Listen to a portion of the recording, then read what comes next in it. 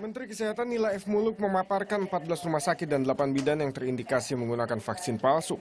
Hal tersebut disampaikan dalam rapat dengar pendapat dengan Komisi 9 DPR RI Kamis sore.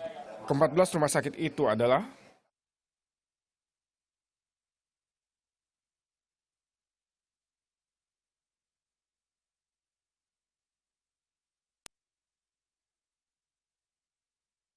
selain rumah sakit, Menkes juga memaparkan 8 bidan yang terindikasi menggunakan vaksin palsu.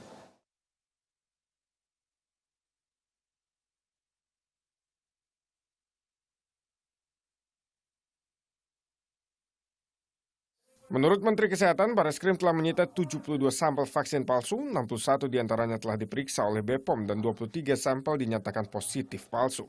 Dan sisanya masih dalam proses penyelidikan. Misalnya direktur rumah sakitnya juga ternyata memberikan ACC untuk pembelian vaksin tersebut. Nah inilah yang nanti kita lanjutkan.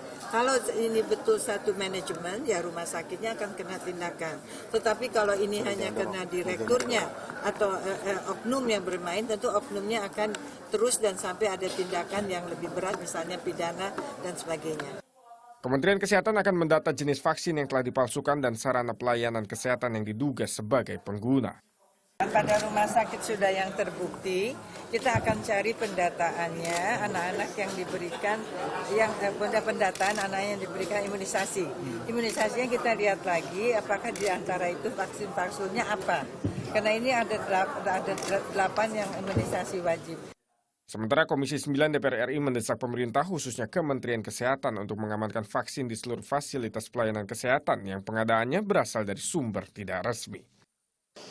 Oleh karena itu, karena DPR menganggap ini masih panjang persoalannya, belum tuntas, kita akan bentuk panja nanti. Kita akan bentuk panja untuk mengawal langkah-langkah Bareskrim, kita akan mengawal langkah-langkah Satgas, kita akan mengawal langkah-langkah Badan POM, kita juga akan mengawal langkah-langkah Kementerian Kesehatan. Panja atau panitia kerja ini dibentuk sebelum masa reses dimulai. Panja akan mengawasi penyelidikan vaksin yang dikerjakan pemerintah. Selain vaksin, Panja juga akan bahas distributor obat-obatan yang diduga ada sindikat. Kendati demikian, DPR akan bekerjasama dengan Polri dalam penegakan hukum terhadap tersangka vaksin. Selain itu, DPR akan mendorong undang-undang obat dan makanan yang sebelumnya diajukan BPOM, guna memperkuat posisi BPOM dalam pengawasan obat dan makanan. Tim Liputan melaporkan untuknya.